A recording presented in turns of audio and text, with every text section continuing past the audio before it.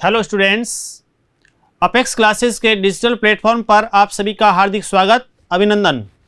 This is Lakshman Singh Rao, your English educator. जैसा कि हम पास्ट टेंस के अंतर्गत पास्ट सिंपल और पास्ट कंटिन्यूअस इसके बारे में चर्चा कर रहे थे, और पास्ट कंटिन्यूअस में हमने एक्टिव वॉइस उसका किस प्रकार से नेगेटिव इंट्रोगेटिव बनता है ये हमने पढ़ लिया था, और आपको भी बहुत अच्छे तरीके से समझ में भी आ गया। ये बहुत अच्छी बात है, पॉजिटिव है। बढ़ते हैं आगे, स्पीकिंग के अंतर्गत आते हैं। स्पीकिंग में किस प्रकार से सेंटेंसेस रटा रटा हुआ आप नहीं, डेली लाइफ में जो सेंटेंस यूज़ करते हैं उनका हम एक प्रकार से प्रयोग करेंगे। डेली लाइफ में किस प्रकार से हमारे को सेंटेंस बोलने पड़ते हैं उसको हम रिपीट करें, बाद में ऑटोमेटिकली हो जाएगा। आपने जैसे बोल दिया कि I am watching TV at this time, अब तो नेक्स्ट में आपको ध्यान रखने की, नहीं तो कई बार क्या होता है, हम सोचते हैं कि मैं टीवी देख रहा हूँ तो इसमें क्या, मैं के लिए आई, उसके बाद में क्या करूँ, आई के साथ एम लगाऊँ, वॉज लगाऊँ, क्या लगाऊँ, इस टाइप से वो सोचने में लग जाते हैं। फिर टीवी देखने को क्या कहेंगे, वॉच की स्पेलिंग नहीं आती है तब सी में ढूंढ चले जाते हैं, लुक में चले जाते हैं। इस प्रकार से ये चीज़ें होती हैं, तब गड़बड़ होती है। तो ऐसा नहीं, रटना नहीं है, हमारे को डेली प्रैक्टिस के माध्यम से यूज़ करना है। जैसे मैं रोज़ सैर करने जाता हूँ, प्रेजेंट सिंपल में हमने पढ़ा था कि किस प्रकार से बोलते हैं। तो उस समय देखिए, I go for a walk daily, तो आई बहुवचन, गो फर्स्ट फॉर्म आती है क्योंकि आई बहुवचन है। प्रेजेंट सिंपल में फर्स्ट फॉर्म आती है, I go for a walk daily. Daily शब्द भी आया प्रेजेंट सिंपल की एडवर्ब के तौर पे, इस टाइप से। तो ये सेंटेंस बन गया, I go for a walk daily, कि मैं रोज सैर करने जाता हूँ, वॉकिंग के लिए जाता हूँ। क्या आप चाय पियेंगे? क्या आप चाय पियेंगे? यहाँ ध्यान दीजिए, विल यू टेक टी या वुड यू टेक टी, जो भी चाय लेंगे या कॉफ़ी। तो ऐसी स्थिति में तो आप चाय लेंगे या कॉफ़ी, तो वुड का प्रयोग उसमें ठीक रहता है, अन्यथा विल यू टेक टी। अब चाय के लिए ड्रिंक का शब्द यूज ना करें, उसमें टेक टी उचित रहता है। ड्रिंक का प्रयोग पानी आदि के लिए होता है, ये ध्यान रखना है। प्रश्न के रूप में था क्या, इसलिए लास्ट में क्वेश्चन मार्क लगा और हेल्पिंग वर्ब पहले आई है। मैंने कुछ आराम किया, आई टुक सम रेस्ट। मैंने कुछ आराम किया तो भूतकाल की बात हो गई, इसलिए यहाँ पे सेकेंड फॉर्म के तौर पे आ गया, आई टुक सम रेस्ट, कुछ आराम। सम यानी कुछ, उस रूप में। थोड़ा भी आप उसमें लिटिल का प्रयोग होता है तो उसका भी यूज कर सकते हैं, लिटिल रेस्ट, थोड़ी सी। वह गहरी नींद सो रहा है, he is taking a sound sleep. गहरी नींद, साउंड स्लीप कहने का बिल्कुल ही गहरी नींद में, तो he is taking a sound sleep, वह गहरी नींद सो रहा है। सेंटेंस जैसे आपका मित्र है कि Ram is sleeping sound, Ram is taking sound sleep, तो उसमें राम है वो बहुत ही गहरी नींद सो रहा है। या फिर आपका जो ब्रदर है कि my brother is taking sound sleep, गहरी नींद सो रहा, जो मेरा भाई बहन, उस प्रकार से आपके पेरेंट्स जो भी है उनको लेकर के इस प्रकार से आपको सेंटेंस बोलना है। जरूरी नहीं है कि यहाँ पे ही आया तो आप ही का ही प्रयोग करें, आप अपने मित्र के साथ में उसको जोड़ते हुए सेंटेंस को, ब्रदर के साथ में जोड़ते हुए, nephew niece, maternal uncle, uncle, father, mother, सभी के साथ इस टाइप से आप यूज़ कर सकते हैं। क्या वह रोज़ व्यायाम करता है? देखिए यहाँ पे करता है, ता है ती किस में आते हैं, प्रेजेंट सिंपल में। लास्ट में क्या है, क्वेश्चन मार्क, इसका मतलब क्या होगा, या तो डू या डज। तो यहाँ पे वह, तो ऐसी स्थिति में वह एक वचन है इसलिए डज लगा। Does he take exercise daily, और डेली शब्द आया प्रेजेंट सिंपल के अंतर्गत, इस प्रकार से बना। तो किस टाइप से ये इस टाइप से सेंटेंस बनाते हैं, तो हम कोई भी बना सकते हैं कि क्या वह रोज, जैसे आप प्रश्न पूछ रहे हैं अपने मित्र को, तो ऐसी स्थिति में कि does he take exercise daily, उस रूप में अपने, या फिर does Ramesh take exercise daily, does Sita take exercise daily, उसमें आप कोई भी आपका, लेकिन मान लीजिए बहुवचन होगा तो डू आ जाएगा, ठीक है। Do they take exercise daily, क्या वे हमेशा एक्सरसाइज करते हैं या नहीं करते, उसको बहुवचन के साथ में डू, सिंगुलर के साथ में, एक वचन के साथ में डज का प्रयोग करते हुए इस टाइप से आपको सेंटेंसेस बनाने। आप अपने मित्र पर जोड़िए, उसको अपने फैमिली मेम्बर्स से, उसी प्रकार से डेली की प्रैक्टिस। आपस में बैठते हैं, चाय पी रहे हैं, उस समय कुछ न कुछ एक दो सेंटेंस, दो चार इस प्रकार से सेंटेंस बोलिए, वर्ड्स अपने आप बढ़िया तरीके से है वो आपको भी समझ में आ जाएगा, साथ ही साथ आपके साथ फैमिली मेम्बर्स भी सीख जाएंगे, फ्रेंड्स भी सीखेंगे, तो ये बहुत बढ़िया तरीके से हो जाएगा। बढ़ते हैं आगे। मैंने इस वर्ष मैट्रिक की परीक्षा दी, तो यहाँ ध्यान दीजिए, यहाँ ध्यान, I took the matriculation examination this year, exam, इसको एग्जामिनेशन पूरा शब्द बोलते हैं, एग्जामिनेशन, एग्जामिनेशन परीक्षा। आई टुक, अब यहां पे परीक्षा दी, उसने दे दी है, पास्ट टेंस, इसलिए यहां पे I took, second, take, took, taken, I took the matriculation examination this year, मैंने इस वर्ष है वो मैट्रिक 10वीं की जो परीक्षा है वो दी, मेट्रिकुलेशन जो है 10वीं के लिए। मैं उसे अपना छोटा भाई समझता हूँ, अच्छी यदि मित्रता है तो उसमें भाई के समान समझते, तो ऐसी स्थिति में कि I take him for my young brother, younger brother, I take him for my younger brother, younger छोटा, और बड़े को क्या कहते हैं, यंगर यानी छोटा, तो बड़े के लिए आएगा एल्डर, एल्डर यानी बड़ा, बड़ा भाई, यंगर ब्रदर छोटा भाई जो है उसके लिए I take him for my younger, मैं उसको अपना छोटा भाई समझता हूँ, यानी एक प्रकार से अच्छी मित्रता दर्शाने के लिए। मैंने कक्षा में नोट्स लिखे, जैसे हम कक्षा में बैठे हैं ऐसी बातचीत में मित्र ने कहा मैंने कक्षा में नोट्स लिखे, तो उसमें I took down notes in the class, I took down notes in the class, मैंने कक्षा में नोट्स लिखे, तो उसमें ये शब्द बोल दी।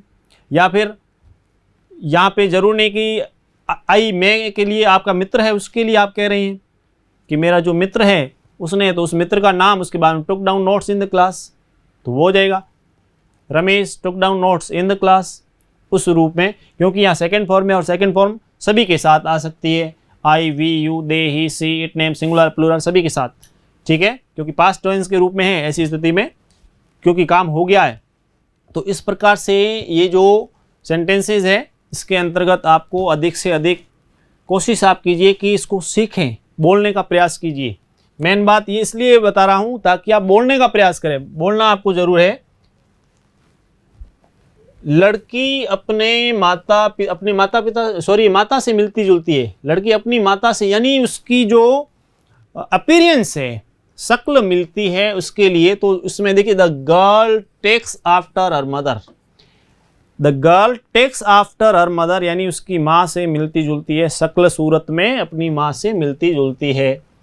मैं इसका बुरा नहीं मानता, I do not take it ill, ठीक है, I do not take it ill, ill वैसे बीमार होता है, यहाँ इस बुराई को लेकर जो है, बुराई को लेकर के भी है, बुरा मानना है उसको लेकर के, I do not take it ill, मैं इसका बुरा नहीं मानता, मैं इसका, आप कभी कहते मैं इसका बुरा नहीं मानता, I do not take it ill, इससे बोलें। जब भी आप इंग्लिश में जब बात कर रहे हैं, हिंदी में कर रहे हैं, तो उसमें हिंदी के साथ में कभी कभी इस प्रकार से प्रैक्टिस करते हुए, तो उस समय अपने मित्र ने कुछ ऐसा कह दिया या ऐसा कोई एहसास हो गया, तो उसमें बोलें I do not take it ill, कि मैं इसका बुरा नहीं मानता। और यदि ऐसा कभी क्या होता है कि जैसे मित्र को सिखा रहे तो आपने पहले क्या किया, पहले बोला कि I do not take it ill, फिर उसको एक्सप्लेन भी कर दिया कि मैं इसका बुरा नहीं मानता, तो सामने वाले को ये समझ में आ जाएगा कि इसका मतलब इंग्लिश में इसका अर्थ होता है मैं इसका बुरा नहीं मानता, इसका जो है इंग्लिश में क्या बनेगा कि I do not take it ill, इसका मतलब ये इंग्लिश में ये बनता है, तो वो भी इंग्लिश सीख गया, आप भी सीख गए, तो ये फ़ायदा है। मैंने उसे हंसाया, आई मेड हिम लाफ, अब ये ध्यान रखना, यहाँ पे ध्यान दीजिए, यहाँ पे ये इसका प्रयोग कई चीज़ों में होता है। आई मेड हिम लाफ का अर्थ हुआ मैंने उसे हंसाया, उसी प्रकार से मैंने उसे एक पत्र लिखवाया, हंसाया लिखवाया, I made him write letter, I made him write, उसी हमने उसे गीत गवाया, हंसाया, गवाया, लिखाया, इस टाइप से, तो आई मेड हिम, देखिए we made him sing a song, ठीक है।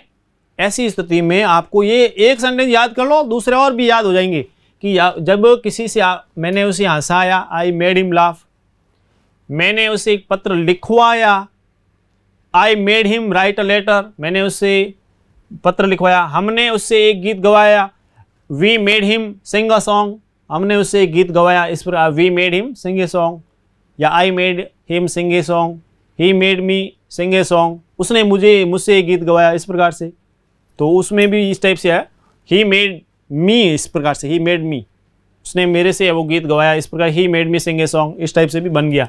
तो इस टाइप से अपने को आपको क्या है कि बहुत सारे सेंटेंसेस याद करने हैं, और ये जो मेड का जो प्रयोग होता है इसको लेकर के आपको बता दूं कि कंपटीशन एग्जाम्स के अंतर्गत इस प्रकार का प्रयोग और कई बार इसका प्रयोग है वो बताया जाता है। महत्वपूर्ण है ये बहुत ही, इसको अच्छे तरीके से आप लें। बढ़े आगे। मैंने उससे अपने जूतों पर पॉलिश करवाई। हालांकि सेंटेंस के लिए लिखा है, तो आजकल तो पॉलिश तो आप जो पॉलिश करने वाला होता है उससे करवाते हैं, लेकिन यहाँ अभी जो हमने हंसाया, उसी प्रकार से गीत गवाया, उसी प्रकार से पॉलिश करवाई। तो I made him polish my shoes. मैंने उससे अपने जूतों पर पॉलिश करवाई। मास्टर जी रोज हमसे एक दौड़ लगवाते हैं। तो वो भी यहाँ पर देखिए लगवाते हैं, वहाँ तो पास्ट में हो गया, यहाँ प्रेजेंट सिंपल के अंतर्गत इस टाइप के हमेशा तो डेली का काम हो रहा है आपके प्रेजेंट सिंपल में। The teacher makes us run a race daily. Teacher makes us run a race daily कि अध्यापक जी क्या करते हैं, हमारे को हमेशा एक दौड़ लगवाते हैं। उससे क्या है कि शरीर भी थोड़ा एक्टिव रहता है। दौड़ लगवाते हैं तो अच्छी बात है, दौड़ना भी चाहिए, उससे शरीर आपका एक्टिव रहेगा और फिट रहेंगे आप, स्मार्ट भी होंगे। और भी आपको, तुम उसे क्यों रुलाते हो, किसी को कह रहे हो तो why do you make him weep. Why do you make him weep, क्यों रुलाते हो। उसने बच्चे को सुला दिया। सी मेड द चाइल्ड स्लीप।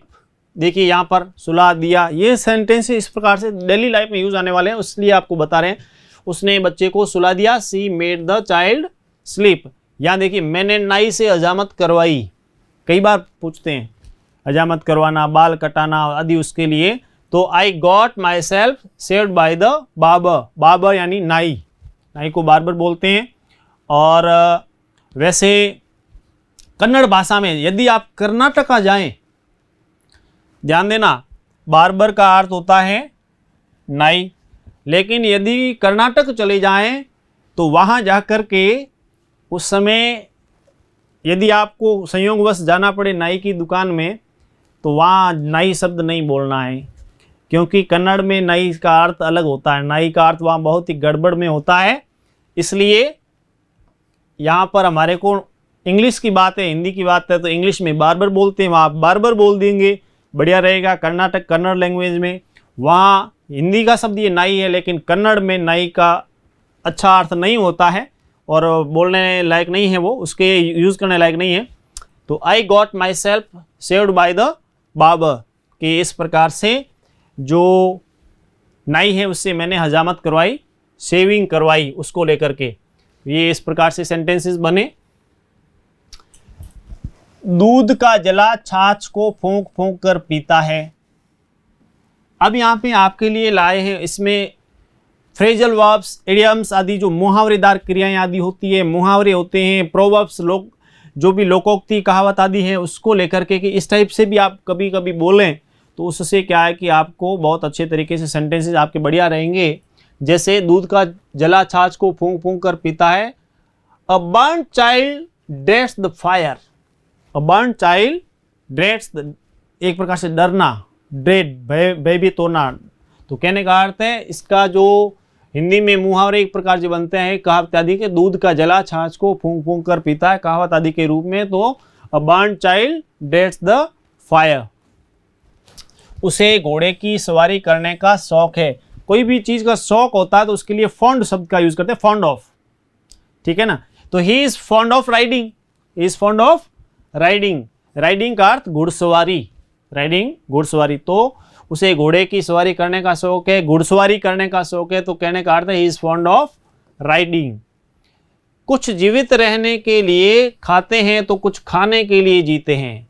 कुछ जीवित रहने के लिए खाते हैं, देखिए यहाँ पर जीवित रहने के लिए खाना, जीवित रहने के लिए खाना तो अच्छी बात है, लेकिन केवल खाने के लिए जीना वो गड़बड़ है।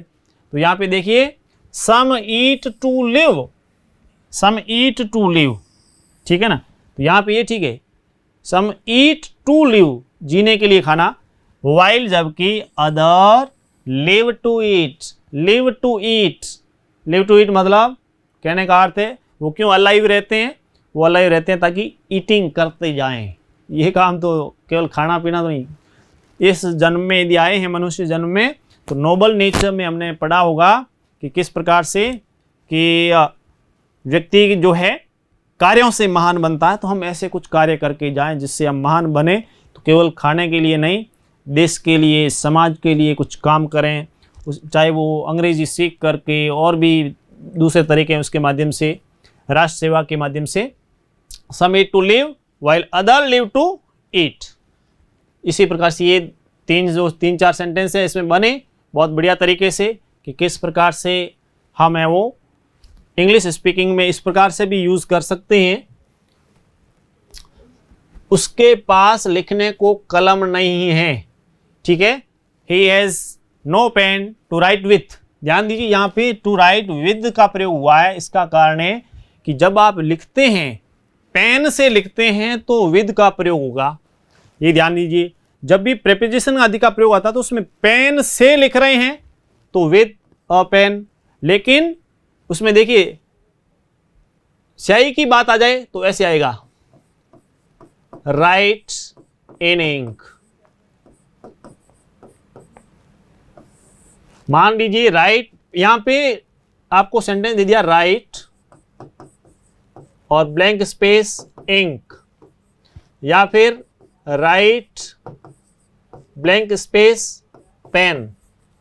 अब यहां दो तरीके से मान लीजिए प्रेपोजिशन का सवाल पूछा, जो प्रेपोजिशन आते हैं ना उसके अंतर्गत ऐसा ब्लैंक स्पेस दे दिया, खालिस्तान दे दी, और यहाँ पे लिखा राइट और ब्लैंक स्पेस लास्ट फिर दे दिया इंक, राइट और फिर ब्लैंक स्पेस यानी खालिस्तान और पेन।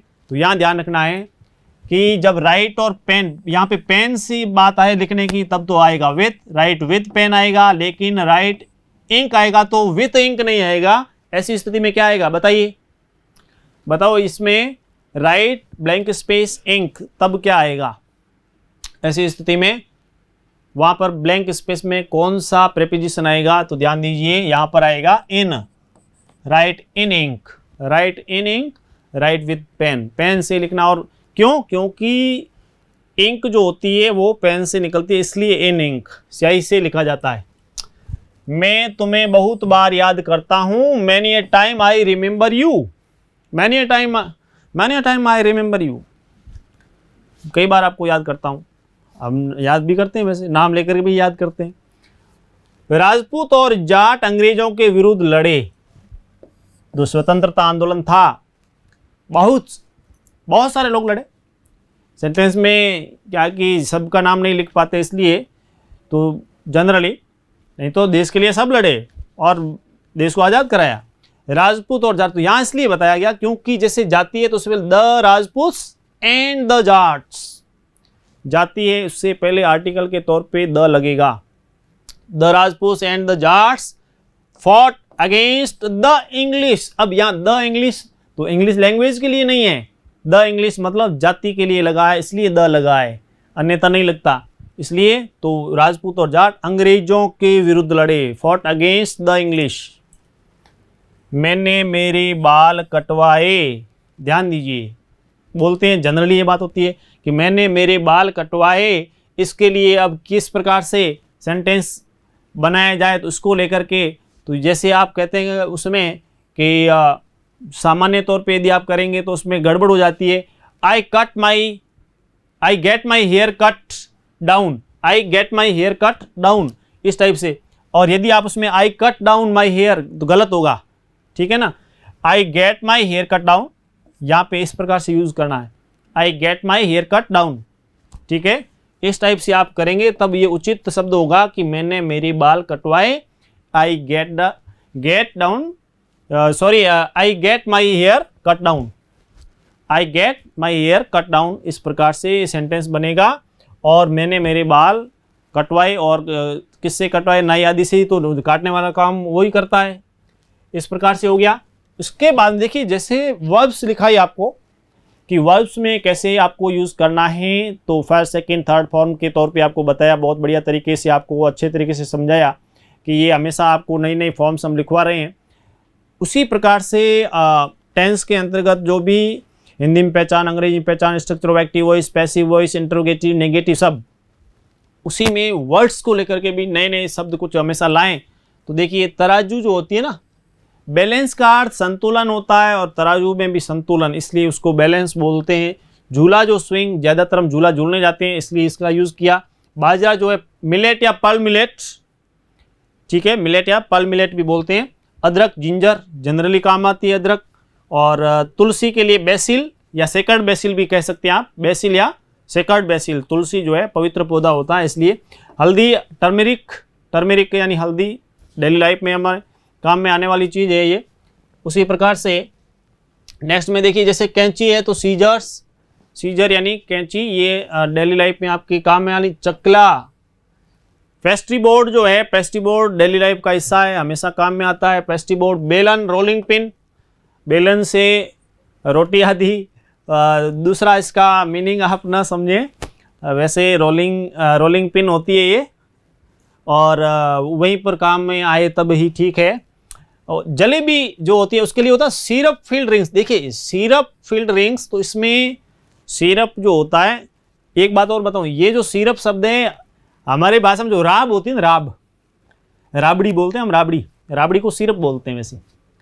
तो इसमें वैसे सिरप बनाया, इस टाइप से बनाया जाता है इसलिए। तो सिरप फील्ड रिंग्स का अर्थ हो गया जलेबी, और केवल सिरप है तो राब शब्द यूज होगा। समोसा, कचौड़ी के लिए पाई शब्द, वैसे कचौड़ी में यूज होता है पाई शब्द, लेकिन आप समोसे के लिए स्पेशल यदि यूज़ करना चाहते हैं तो रिसॉल्व शब्द बोलते हैं समोसा के लिए। ये आपके लिए काफ़ी घर बैठे मैंने आपको काफ़ी खिला दी है चीज़ें। और आज अब लेते हैं हम कुछ ऐसे शब्द जिसका आपको अर्थ बताना है कि हमारे जो डेली लाइफ के जो भी वर्ड्स है उससे रिलेटेड आप उसमें मीनिंग बताएं सामान्य से। जैसे सिंचाई, कुआं,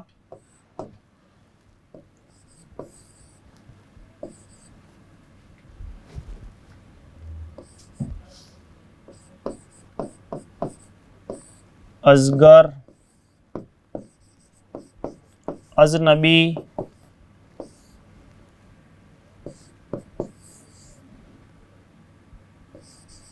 अफीम, ये ऐसे शब्द हैं जो कई बार अपने डेली लाइफ में इस प्रकार से काम में आते हैं। इसके बारे में बताएंगे सिंचाई को क्या कहते हैं, कुआं, अजगर, अजनबी और अफीम, इनको इंग्लिश में क्या बोलते हैं, इसको लेकर के आप बताएं। इस प्रकार से पूरा विश्वास से कह सकता हूं कि आपको बहुत अच्छे तरीके से समझ में आ रहा है।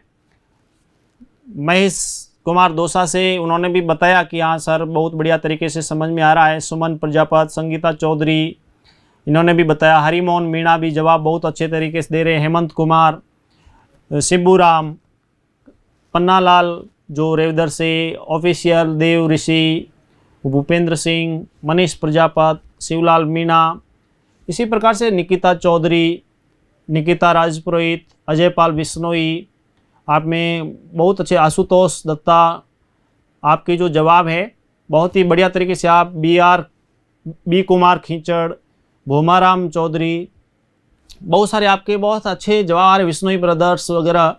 बहुत अच्छी बात है कि आपके इतने अच्छे जवाब भी आ रहे हैं और साथ ही साथ आप हमेशा जुड़े हुए हैं। लाइक शेयर ज़रूर करें और साथ ही साथ अधिक से अधिक प्लेटफॉर्म पर आप इसको शेयर करें ताकि सभी इसका फ़ायदा उठा सकते हैं और उठा सकें। मिलते हैं हम नेक्स्ट क्लास में। Thank you.